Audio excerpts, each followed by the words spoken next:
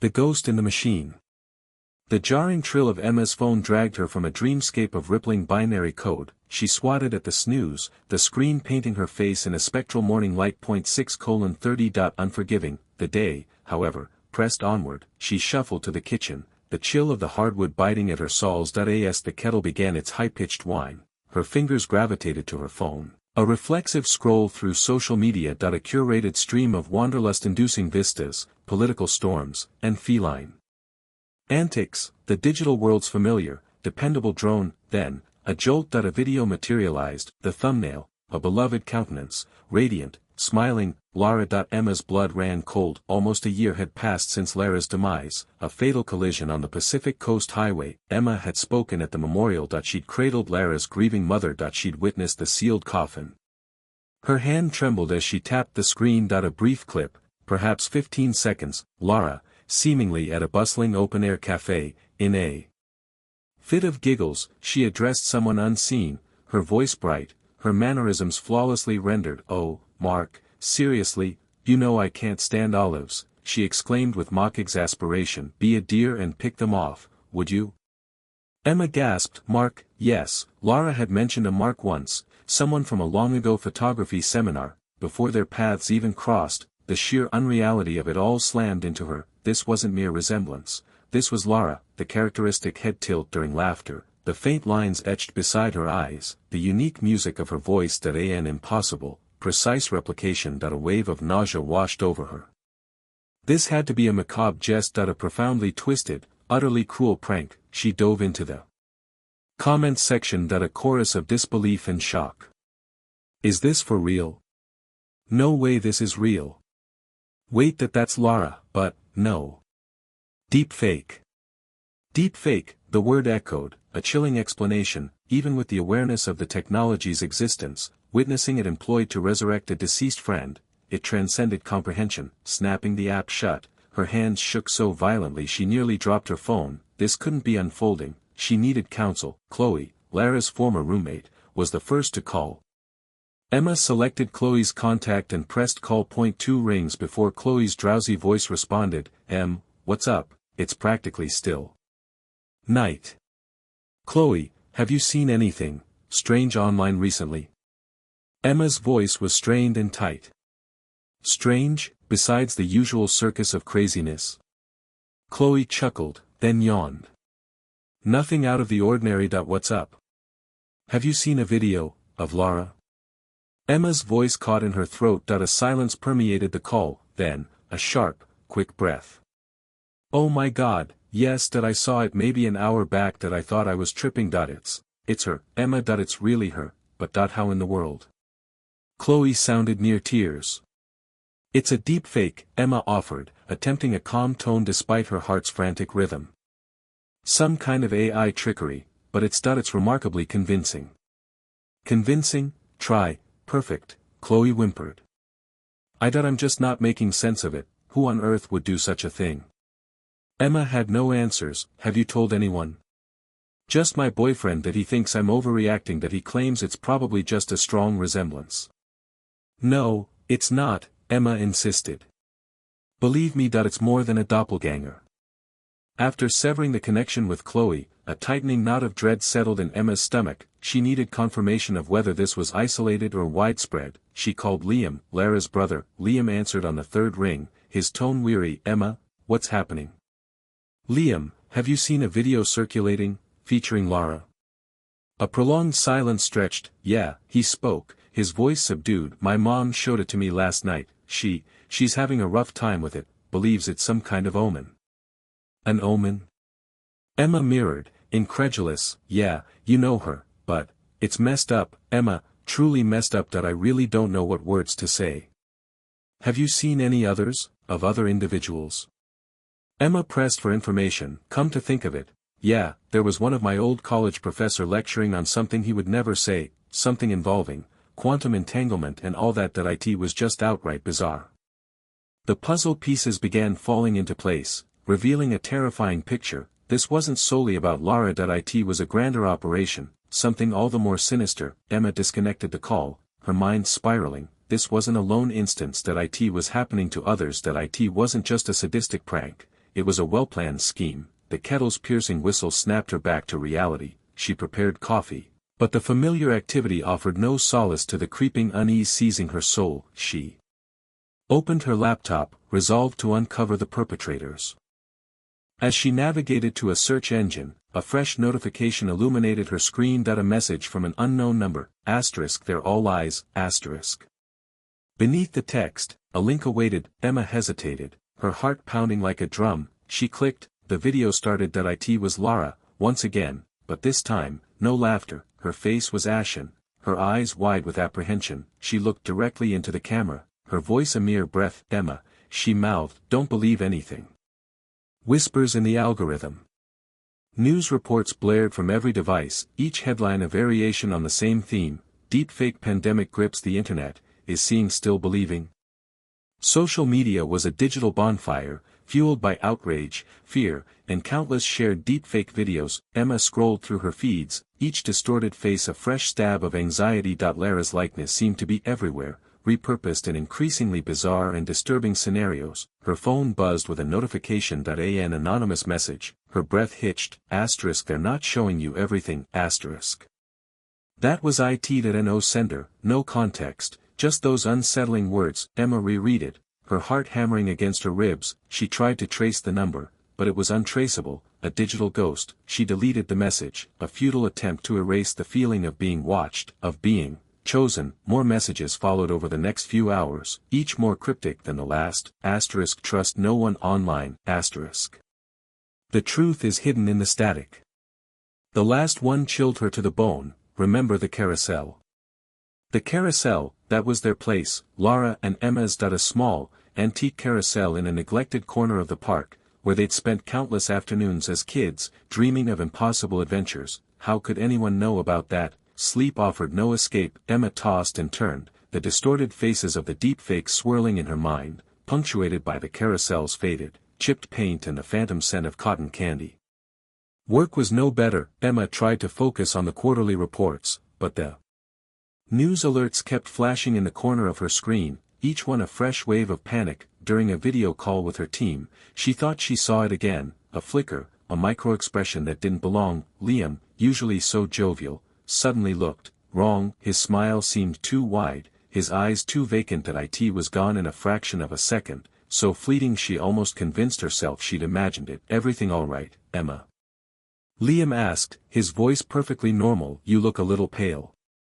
Yeah, just tired, she mumbled, forcing a smile. Long night.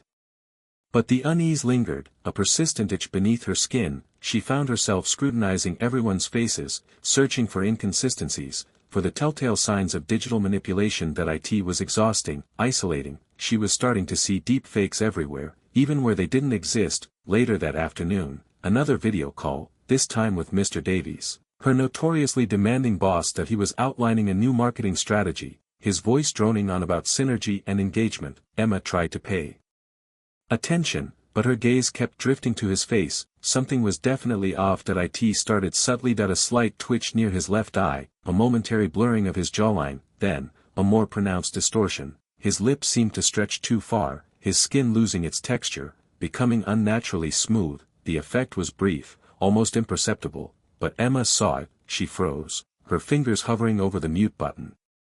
Was this real, or was her paranoia finally consuming her? Emma, are you even listening? Mr. Davies snapped, his voice laced with irritation. Yes, sir, she stammered, forcing herself to meet his gaze. His face seemed normal again, perfectly normal, too normal. Good, then you understand your role in this campaign. Emma nodded, her mind racing. She recited the details of the project, her voice trembling slightly. The call ended, leaving her shaken and disoriented. She closed her laptop, her hands shaking. The whispers in the algorithm were growing louder, more insistent. The world around her was fracturing, and she was trapped in the middle, struggling to distinguish truth from fabrication. The carousel was calling, but she wasn't sure she was ready to ride down the rabbit hole. The final, garbled message seared Lara's distorted visage into Emma's mind. Sleep had become a forgotten luxury. The curator's data had unleashed a maelstrom, revealing a network of far-reaching influence beyond her initial comprehension. She teetered precariously on the brink, the darkness beckoning like a siren's call. Driven by an insatiable need for clarity, Emma descended further into the digital labyrinth. The curator had supplied a catalogue of encrypted forums favored by the deepfake architects. Navigating this terrain felt akin to traversing quicksand, layers of obfuscated code, ephemeral servers, and the constant, prickling awareness of potential exposure. Shielded within a virtual machine, she ricocheted her IP address across a web of proxies, each click a calculated gambit. The forums reeked of corrupted ideals and technological hubris. Within this space, hackers celebrated their digital progeny, disseminating tutorials, bragging of successful deceptions, and bartering in purloined data, faces, voices, histories, all plucked from unsuspecting individuals. A chill snaked down Emma's spine as the sheer magnitude of the undertaking crystallized. This transcended mere pranks or political gamesmanship. It was about dominion. Then, she stumbled upon it. Project Chimera. The discourse possessed an almost antiseptic quality, yet the implications were earth-shattering. It was a manifesto, chillingly articulating the hackers' objectives. They weren't simply fabricating deepfakes, they were transforming them into weapons, designed to destabilize societal structures, erode trust, and ultimately, sculpt a new reality. One passage, delivered in a tone of chilling detachment, stood out starkly. Truth lacks objectivity, perception bends to our will. We offer a revised narrative, a more compelling version of reality. Why cling to antiquated notions of authenticity when we hold the power to forge a more perfect world?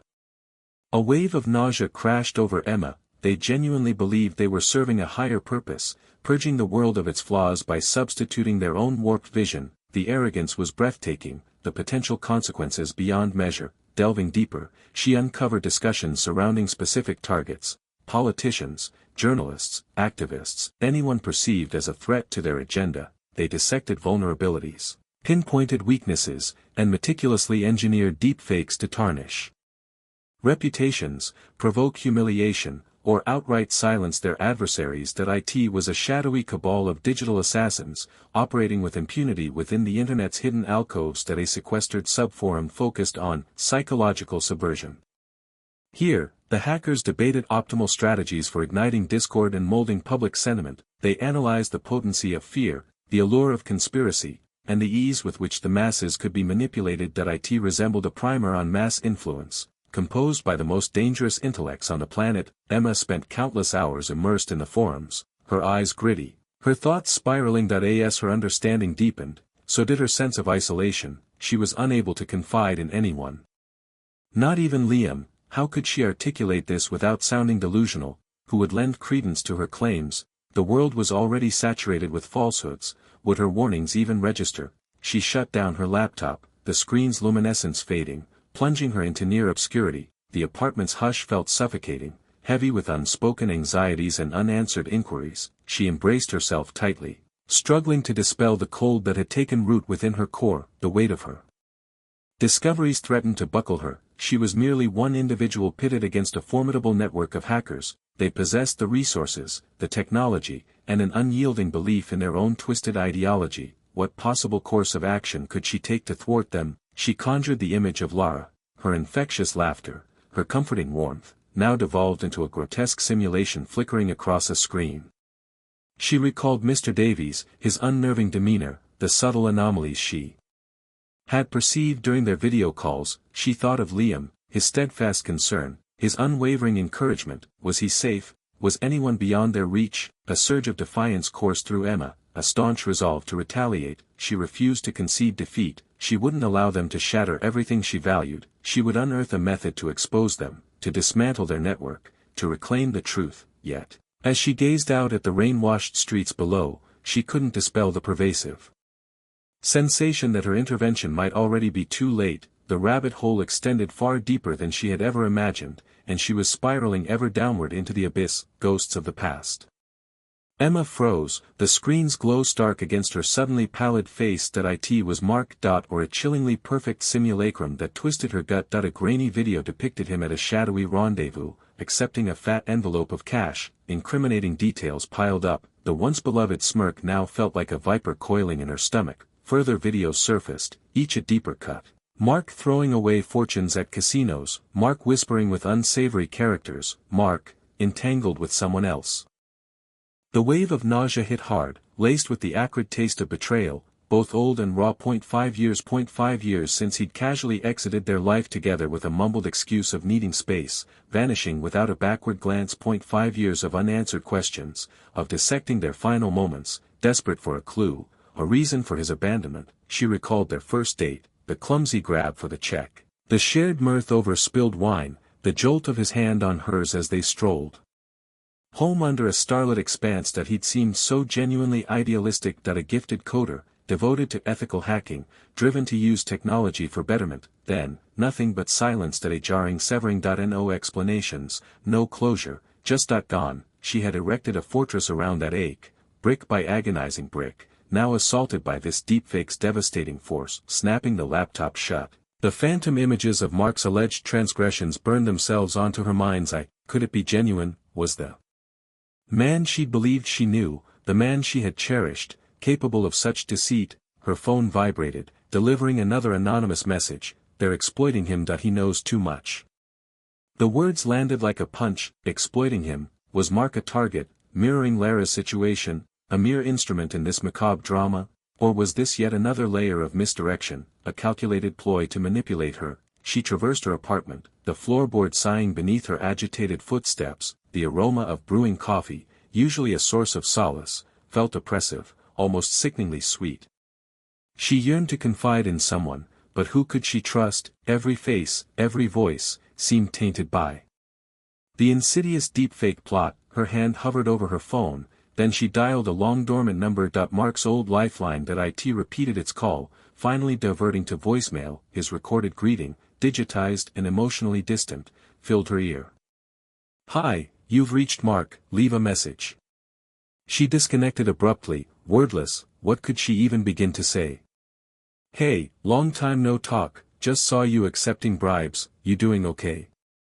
The sheer absurdity triggered a laugh, a fractured, almost manic sound that bounced off the empty walls. Flinging her laptop open again, her fingers danced across the keys. She had to delve deeper. She needed to uncover the puppet masters behind these videos, their motives, and whether Mark was a victim or an active participant. She initiated her search by tracing the video's origins, routing her IP address through a labyrinth of proxy servers to conceal her location. The electronic trail was elusive, expertly concealed. These hackers were seasoned professionals. As she worked, snippets of past conversations with Mark resurfaced. He'd once researched government surveillance initiatives, expressing concerns about the potential for exploitation, the corrosion of privacy. He had been genuinely apprehensive, almost terrified. Had he stumbled upon something dangerous? Had he become a liability?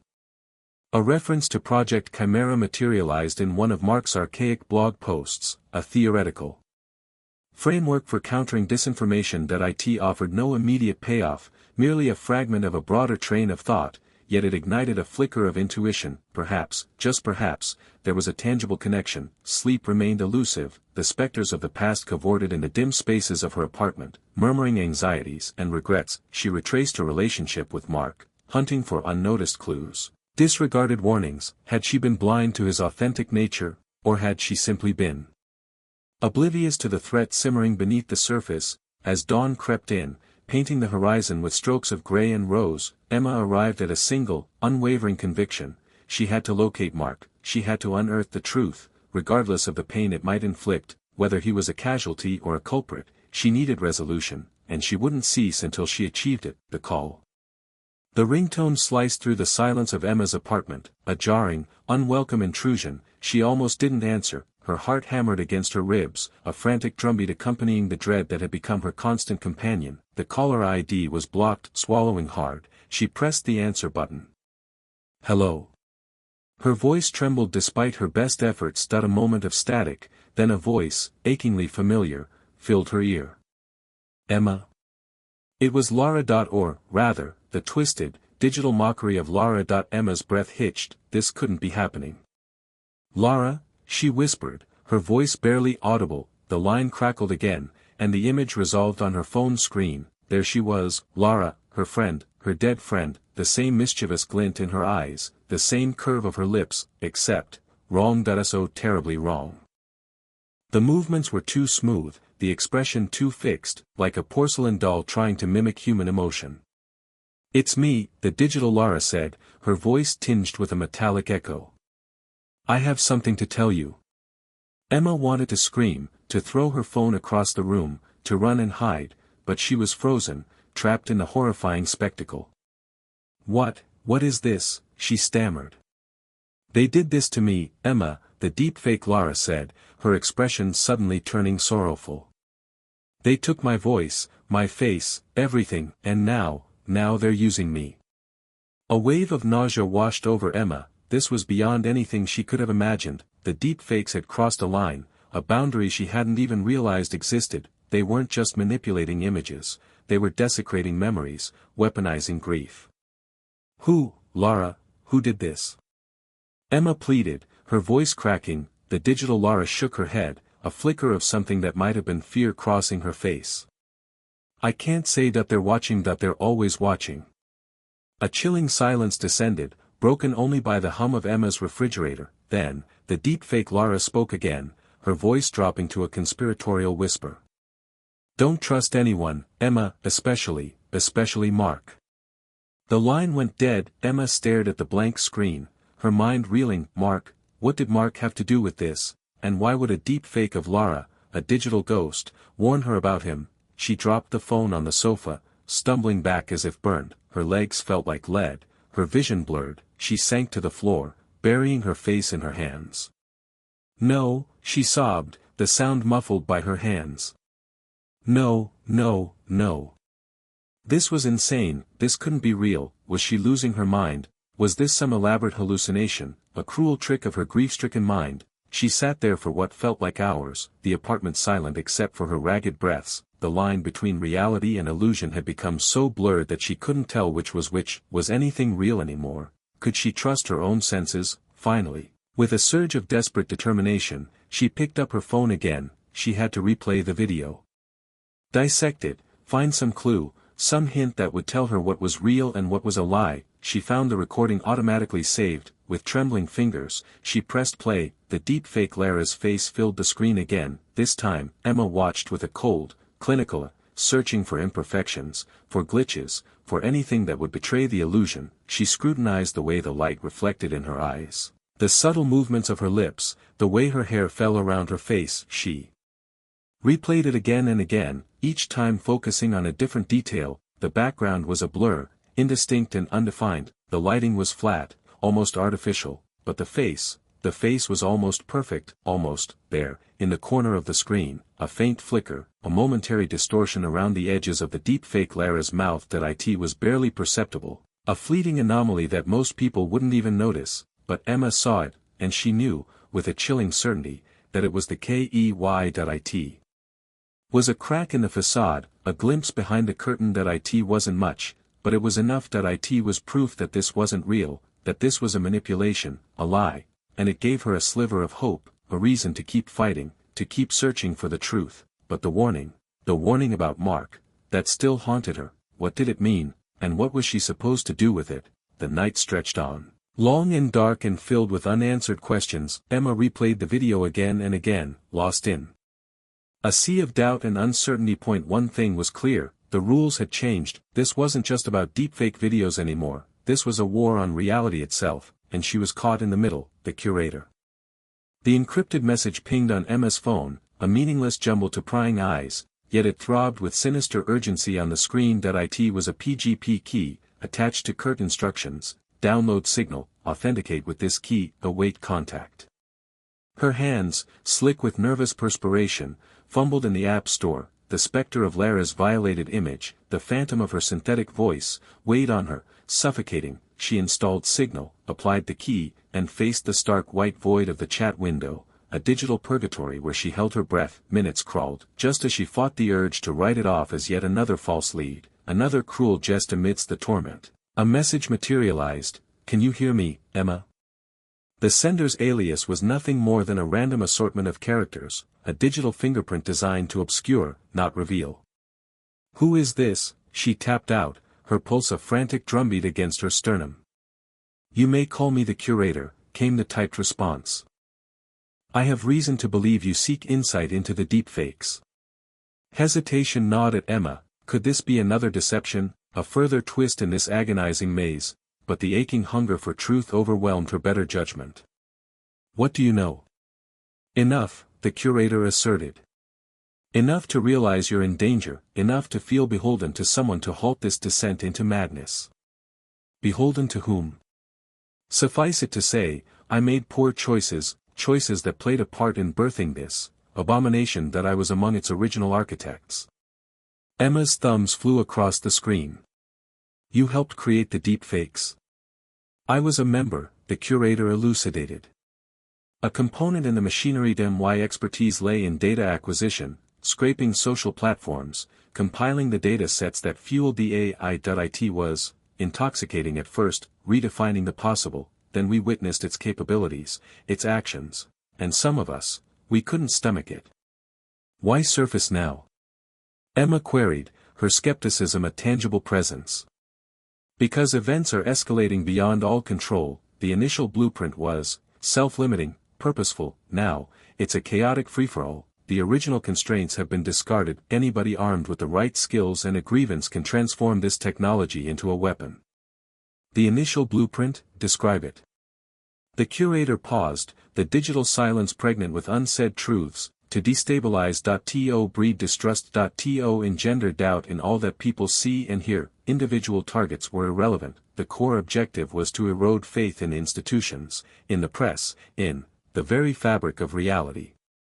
A chilling premonition slithered up Emma's back. This went beyond wrecking individual lives, it was about unraveling societal structures.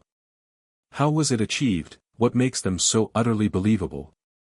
Everything hinges on the data, the curator outlined. We began by assembling colossal archives of faces and voices, every photograph, every video clip, every vocal fragment we could harvest. This was then fed into a generative adversarial network. A GN.1 network constructs the counterfeit, the other endeavors to unmask it. They evolve through competition, each enhancing the other until separation from reality becomes virtually impossible. That we were pioneers. Now, off-the-shelf replicas of our instruments are accessible to everyone. And the voices? Voice replication is simpler still. A few moments of pristine audio are sufficient to synthesize a voice capable of uttering anything. Couple that with a visual deepfake, and you possess a formidable weapon. Lara. Emma breathed, her name a painful embodiment of the impossible. How could they? Why would they use her? I played no part, the curator countered. I haven't participated for months, but I know their mindset. They would have selected her because of your attachment. They exploit your vulnerabilities. His words sent a wave of icy dread washing over Emma. They weren't merely manipulating pixels, they were exploiting her heartstrings, her most cherished memories. They were weaponizing her grief. What about Mark? She typed, the name a corrosive agent on her tongue. Is he complicit? Another drawn-out pause. I cannot say with certainty, but he fits the profile. He has the proficiency, the avenues, and perhaps, the motive. Emma's foundations trembled. Mark, her former love, could he truly be capable of such depravity? I require verification, she typed, her limbs quivering. I need tangible evidence to present to the authorities, the media, anyone. Concrete proof will be difficult to unearth, the curator warned. They are meticulous, they conceal their tracks. However, I can provide guidance. I am familiar with the weaknesses in their defenses. I know where to probe. Why should I extend you my trust? Emma demanded, the query echoing in the digital void. You should not, the curator conceded. But it appears you are without alternative, are you not? The dossier. The detritus of Emma's investigation, screenshots twisted into monstrous parodies, dispatches of societal unraveling, cryptic dialogues with the curator, carpeted every surface of her cramped apartment, transformed into an impromptu command center. The air hung heavy with the acrid tang of forgotten coffee, a testament to the burden of her quest. The hour demanded a reckoning, a coherent narrative woven from the threads of pandemonium, strong enough to sway even the most entrenched. Skeptic, methodically, she began compartmentalizing the digital flotsam, falsified pronouncements by politicians, the tarnished reputations of stars, and most chillingly, the perversion of the mundane. Lara reborn as a digital phantom. Each grouping spawned tributaries of data, dissection of the distortions, probable origins of the source material, and emergent patterns within the onslaught. The curator, a spectral guide, had illuminated the dark arts behind the deep fakes that he parsed the arcane dialects of AI, spotlighted the phantom twitches betraying the illusion, and navigated the cloaked pathways obscuring their genesis. Emma enshrined these insights within a meticulously constructed technical compendium, a vital appendix to her burgeoning case. Days dissolved into an unbroken circuit of inquiry, breakdown, and meticulous notation, crushed by the implications of her discoveries.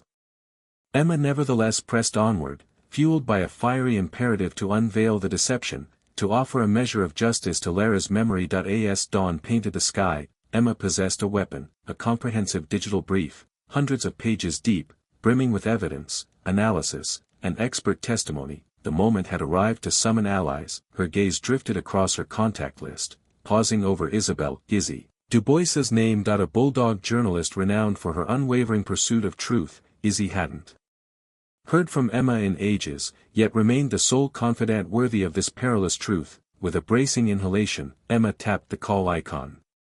Du Bois, came the clipped reply, Izzy's voice a beacon of alertness despite the ungodly hour. Izzy, it's Emma Riley. It's been too long, but I need your help desperately. A beat of silence resonated. Emma, what's this about? Emma relayed the architecture of deceit, the havoc wreaked by the deepfakes, and her conviction that a coordinated assault on society was underway. She dispatched a securely encrypted link to the dossier, emphasizing the volatile nature of its contents. This is mind-bending, Izzy finally breathed. But if you're right, this rivals any story in recent history. I'll pore over this, but I'm not committing until I validate it. I understand, Emma responded, a wave of relief crashing over her. Just tread carefully, this has the capacity to engulf us both.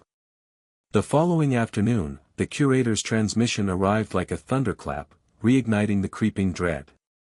My probe into the infrastructures underpinning the deepfake matrix has yielded a find, his coded message declared. I've identified residual traces of a private server, the nerve center for coordinating the attacks. Disturbingly, its records indicate access by an entity bearing a familiar digital watermark. Emma's pulse hammered against her ribs. Who? The situation is entangled. The watermark aligns with a known alias utilized by members of the hacker collective, Null Sector. However, the alias itself may simply conceal the authentic identity. I know only that the compromised account communicated through encrypted channels with Mark. Emma absorbed the words, her mind splintering. Mark, her former lover, now implicated. It defied reason that he was prideful, often impulsive, but not capable of such calculated destruction. Are you certain? She typed, her hand trembling. I wish I could tell you otherwise, the curator countered. But the data is irrefutable. I cannot definitively say Mark engineered the deepfakes, but he undeniably corresponded with someone involved. The bedrock beneath Emma crumbled. Mark, the man she had shared her life with, potentially complicit in the very conspiracy devouring the world. A betrayal so profound it stirred a vile concoction of incredulity and bile. She had to confront him, she had to pierce the veil of uncertainty. Was he a casualty, a pawn like her, or an eager participant in this digital doomsday? The very notion that Mark could be involved felt like a physical blow, adding the sting of personal violation to the overwhelming weight of the conspiracy. She couldn't allow her emotions to cloud her judgment. A mission remained, a truth yearned to be exposed, and that truth now pointed squarely at Mark. Checkmate. The cafe buzzed with a low hum, the aroma of roasted coffee beans a stark contrast to the tension radiating from Emma. Across the small table, Izzy tapped furiously on her laptop, her brow furrowed in concentration. Okay, Emma, walk me through this again. The kill switch on the deepfake generator. You're sure the curator can disable it remotely? Emma took a deep breath, the caffeine doing little to calm her frayed nerves. He's positive. He designed the damn thing, remember, he built in a backdoor he can access. Right, Izzy muttered, highlighting a sentence in the draft. And we're naming names, directly implicating Cygnus Technologies. Bold move, Riley. It's the truth, Izzy. They're behind it. They funded the research, weaponized the technology, and unleashed it on the world. Emma's voice was firm, but a tremor betrayed her anxiety. Izzy closed her laptop, her gaze meeting Emma's. Then let's make sure it's airtight. No room for doubt, no room for them to wriggle out.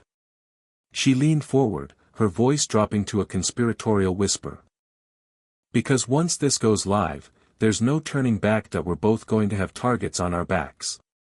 A shiver ran down Emma's spine, but she met Izzy's gaze unflinchingly. I know, but it has to be done. Her phone buzzed. It was the curator. I have it, the message read, the final piece. Emma excused herself and hurried outside, the cool night air a welcome contrast to the stuffy cafe. She dialed the curator's number, her heart pounding. What is it? What did you find? The leader, the curator's voice crackled through the phone. The one pulling the strings at Cygnus, the architect of all this digital mayhem. Emma held her breath. Who is it? A pause, heavy with unspoken dread. It's your father, Emma.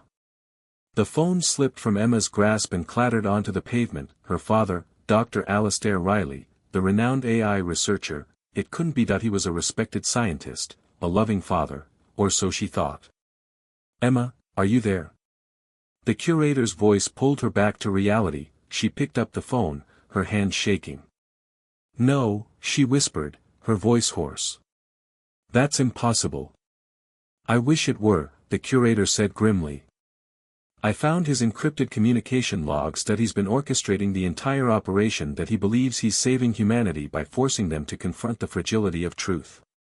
Emma's mind reeled. Her father, the man she idolized, was the mastermind behind the chaos, the architect of the deepfake nightmare. But why? She asked, the question barely a whisper. He thinks he's a visionary, the curator said, his voice laced with disgust. That he's forcing humanity to evolve, to become more discerning, more critical thinkers, that he sees the deepfakes as a necessary shock to the system. Emma felt a wave of nausea wash over her, her father's warped logic, his twisted sense of morality. It was all too much to process. She closed her eyes, trying to shut out the horrifying truth. Emma, the curator said gently, I know this is a lot to take in, but you need to focus, that we're close to exposing them. Don't let this derail you. She took a shaky breath, forcing herself to regain control. You're right, she said, her voice stronger now. I can't let this stop me. Back at the cafe, Emma relayed the curator's revelation to Izzy. The journalist's face was a mask of shock. Your father, holy shit, Emma. Izzy stared at her. This changes everything. It doesn't change the story, Emma insisted, her voice resolute. It makes it even more important to tell the truth. They worked through the night, adding the new information, double-checking every fact, every source. As dawn approached, the story was finally ready. Emma sat before her computer, her finger hovering over the publish button. She knew that once she pressed it, there would be no turning back, her life would never be the same. Taking a deep breath, she clicked the button. The dossier was live. The world would soon know the truth about the deepfake conspiracy and the identity of its architect. Her phone buzzed again. A new message from the curator. They know that they're coming for you. Emma stared at the screen, her heart pounding in her chest. Checkmate, the game had begun. Truth in the ruins. The dossier's release was seismic. The story detonated across news feeds and broadcast airwaves alike. Cygnus Technologies, Dr. Alastair Riley, deepfakes, fabricated realities. These terms became immediate shorthand for widespread anxiety and distrust. Bolstered by Izzy's razor-sharp investigative work, the exposé was damning. Stark images plucked from the fabricated videos, interwoven with incontrovertible proof of Cygnus's complicity, saturated the media landscape. From her apartment, Emma witnessed the fallout, a discordant symphony of relief and profound grief playing within her. The curator had evaporated, his usefulness apparently concluded. Her father's silence resonated like a physical blow. The public's response was a furious storm. Social media transformed into a digital coliseum of outrage and disbelief. Demonstrations swelled outside Cygnus Technologies, the crowds baying for accountability. Globally, governments grappled with the implications, promises of inquiries and new laws reverberating through legislative chambers. Izzy's call crackled with a mixture of elation and weariness. We did it, Em. We actually brought them down. At what price, Izzy? Emma countered, her voice drained. The triumph tasted like ashes, poisoned by her father's treachery. Price, we unearthed a global conspiracy, we restored reality to the people. Izzy retorted, her characteristic zeal undiminished. Don't let the personal get in the way, Em, this is bigger than you and me. Emma knew Izzy's words held truth, but the personal, as she termed it, was her father, the man who had tutored her in science, instilled her ethics, shaped her sense of right and wrong.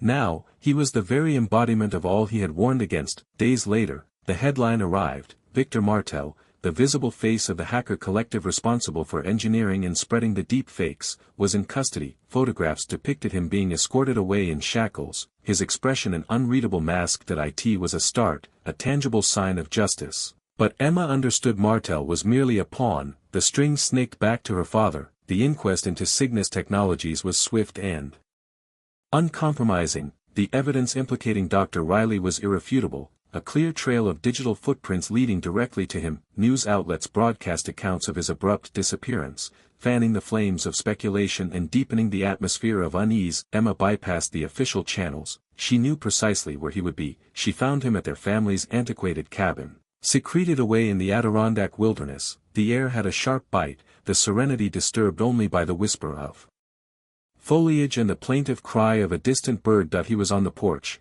gazing listlessly across the lake, a portrait of utter resignation. "Dad," Emma whispered, her voice fragile. He didn't turn around. "Emma," he responded, his voice hoarse. "I expected you." The ensuing discussion was a lacerating ordeal, a deluge of rationalizations, justifications, and remorse. He spoke of a warped ambition to curate reality, to shield the world from falsehoods by controlling them. He was convinced he was acting for the greater good, a perilous fallacy that Emma unequivocally rejected. She departed the cabin, her heart a leaden weight, leaving him to confront the consequences. She knew he would never comprehend the extent of the damage he had wrought. In the months that followed, Emma channeled her energy into combating the insidious tide of disinformation. She emerged as a passionate advocate for digital awareness, enlightening individuals about the perils of deepfakes and the vital role of discernment in the digital age. Together with Izzy, she established an organization dedicated to authenticating online content and debunking manipulated media. The world had transformed, perhaps irreversibly. Trust lay in ruins, and its restoration would be a protracted uphill battle. Yet, Emma refused to surrender to despair. She had glimpsed the darkness, the potential for technology to be weaponized, but she also held firm to her faith in the power of truth and humanity's inherent resilience. She would persevere, exposing, educating, fighting. She would use her experiences, the torment and the betrayal, as fuel for her resolve. The deepfake crisis had stolen much from her, yet it had also endowed her with a purpose. A solemn vow to ensure that what occurred to her, to Lara, to the world, would never be allowed to repeat. She would champion truth amidst the debris, a guiding star in a world increasingly shrouded in ambiguity.